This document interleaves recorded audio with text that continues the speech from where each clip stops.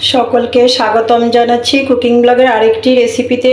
পটল বোনার রেসিপিটি ধাপে ধাপে দেখার অনুরোধ রইল।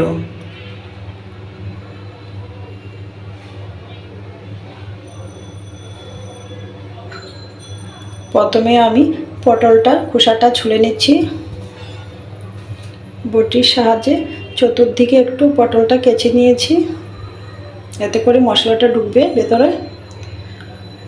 পটল কাটা হয়ে গিয়েছে, পেঁয়াজটাও ছুলে নিচ্ছি। তো পেঁয়াজটা ধুয়ে কুচি করে নিয়েছি, পটলটাও ধুয়ে নিয়েছি। সামান্য পরিমাণে রান্নার 5 মিনিট আগে লবণ মেখে নিয়েছি পটলের গায়ে। চুলাটা অন করে একটি পাত্র বসিয়ে দিয়েছি, দিয়ে দিয়েছি পরিমাণ মতো তেল। তেল গরম হওয়ার পর দিয়ে দিয়েছি পটল।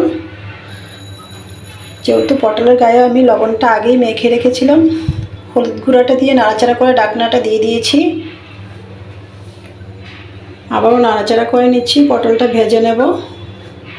এইভাবে ঢাকনা দিয়ে খানিকক্ষণ পরপর নাড়াচাড়া করে পটলটা লাল করে ভেজে নেব। পটলটা ভাজি হয়ে গিয়েছে, দেখতেই পাচ্ছেন। নামিয়ে নিচ্ছি। একই পাত্রে দিয়ে দিয়েছি কুচি করে রাখা পেঁয়াজ, স্বাদ মতো লবণ,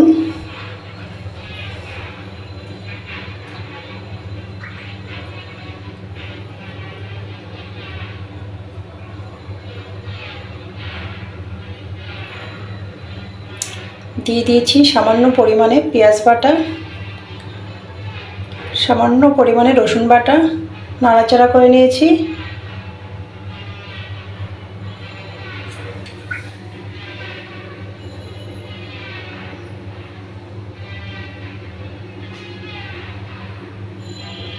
দিয়ে দিয়েছি সামান্য জল মশলা কষানোর জন্য।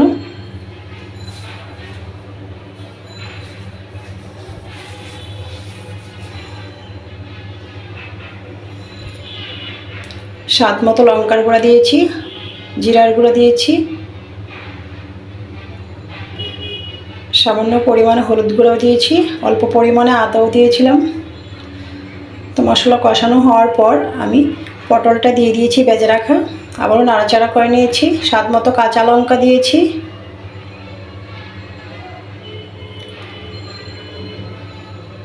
সব কিছু একসাথে নাড়াচাড়া করে নিয়েছি।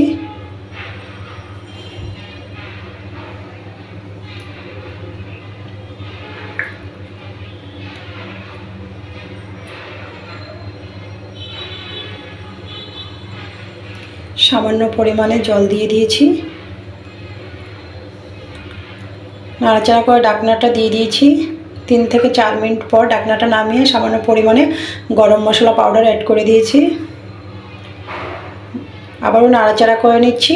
রেডি হয়ে গেল আমার পটল বোনা রেসিপিটি ভালো লাগলে অবশ্যই বেশি বেশি লাইক, শেয়ার, কমেন্ট করে পেজের সাথেই থাকবেন। সকলকে ধন্যবাদ।